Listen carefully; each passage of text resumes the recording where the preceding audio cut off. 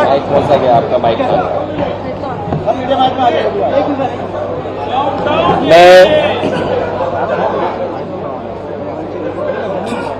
मैं जगन जी का धन्यवाद देना चाहता हूं कि उन्होंने अपने इस धरने के कार्यक्रम में मुझे बुलाया है, और इस धरने के कार्यक्रम में मैं ना आता और जो मैंने फोटोग्राफ्स या वीडियोस देखे हैं, शायद मैं सच्चाई नहीं जान पाता। पॉलिटिक्स में कभी आप सत्ता में रहते हैं, कभी सत्ता से बाहर चले जाते हैं। मैं इतना ही कहना चाहता हूं, ये देख करके जो लोग सरकार में हैं उन्हें सादगी रखनी चाहिए, दूसरे लोगों की सुनना चाहिए, दूसरे लोगों की जान नहीं लेनी चाहिए। जो तस्वीरें और जो वीडियो देखने को मिल रहा है कि जब से सरकार में आए हैं कि उन्होंने दूसरे लोग जो पॉलिटिकल लोग हैं उनके साथ अन्याय करना शुरू किया है। जान लेना, खुली सड़कों पर मारना, उनकी प्रॉपर्टी का नुकसान पहुंचाना, और अगर उनसे जुड़े हुए लोग हैं उनके खिलाफ भी कानूनी कार्रवाई करना, झूठे मुकदमे लगाना।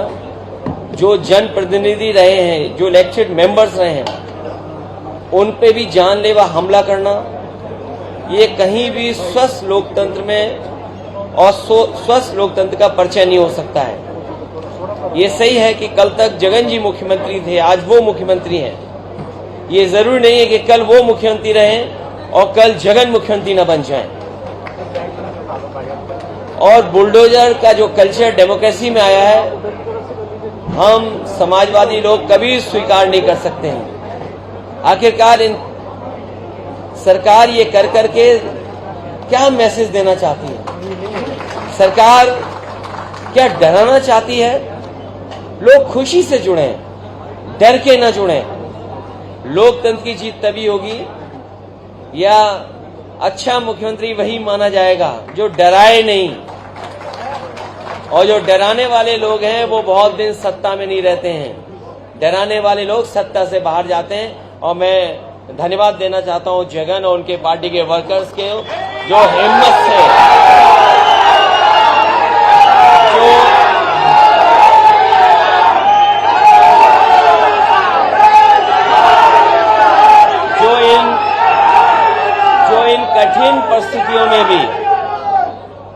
इन कठिन परिस्थितियों में भी अपने नेता के साथ हैं।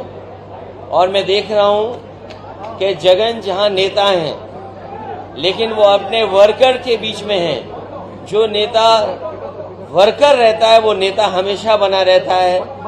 आज वर्कर्स के लिए लड़ रहे हैं, यही वर्कर्स हैं जो कल आपको लड़ करके वहां पर दोबारा पहुंचाएंगे।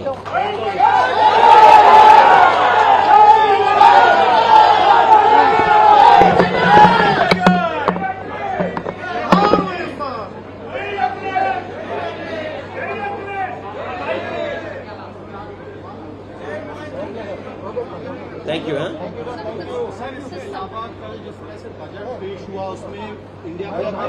देखिए, बजट में मैं इसलिए नहीं बोलूंगा, ये जगन जी का मुद्दा है, इसको आपको दिखाना चाहिए, बताना चाहिए कि वर्कर के साथ अन्याय नहीं होना चाहिए। आप किसी की जान ले रहे हैं, किसी की प्रॉपर्टी का आप नुकसान कर दे रहे हैं, बुलडोजर चला रहे हैं। ये तो यूपी में भी हमने देखा है। और मैं उस तकलीफ, उस परेशानी को महसूस कर सकता हूं कि यूपी में भी जब बुलडोजर चलता था और न्याय के लिए जब लोग जाते थे, एक कदम आगे देखा है हम लोगों ने, एक कदम इससे आगे देखा जो फेक इनकाउंटर देखा। और शायद दुनिया में, देश में कहीं किसी ने ऐसा नहीं देखा होगा कि लाइव किसी को मार दिया गया हो।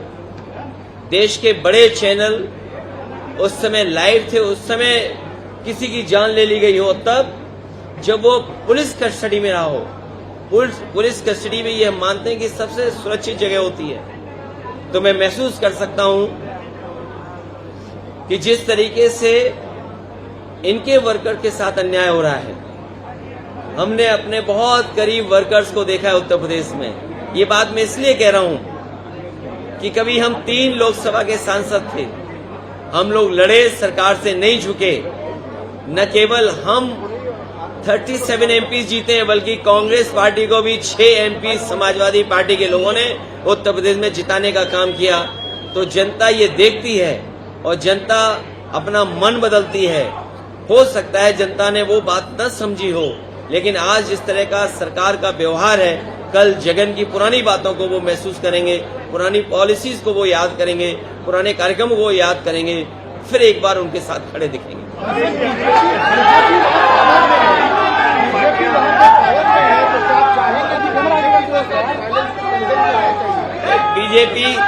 बीजेपी को अगर स्वस्थ राजनीति करनी है और देश में स्वस्थ माहौल बनाना है, उनको जनादेश को समझ लेना चाहिए। जनादेश यही है कि यहाँ पर भाईचारा हो, स्वस्थ राजनीति हो। आप देखिए अभी कावड़ को लेकर के क्या किया था सरकार ने, लेकिन सरकार को पीछे हटना पड़ा। जनता स्वीकार नहीं कर रही है, जनता वायलेंस को पसंद नहीं कर सकती, जनता कभी भी नहीं चाहेगी कि एक दूसरे की जान ले कोई। अखिलेश जी, आपने यहाँ पे वीडियोस देखे अभी, और बहुत सारी पार्टियां ऐसी हैं जो आपके साथ हैं। क्या अपील आप उनसे करना चाहेंगे कि वो आके देखें या साथ दें? मैं साथ हूँ, क्योंकि ये देखना जरूरी है कि अगर सत्ता परिवर्तन होता है तो क्या अन्याय किस सीमा तक चला जाता है। हमारा इस एग्जीबिशन में आने का मकसद यही है कि कल मुख्यमंत्री जगन थे, आज दूसरे हैं, कल कोई और भी होगा। तो ये वर्कर के साथ अन्याय नहीं करना चाहिए।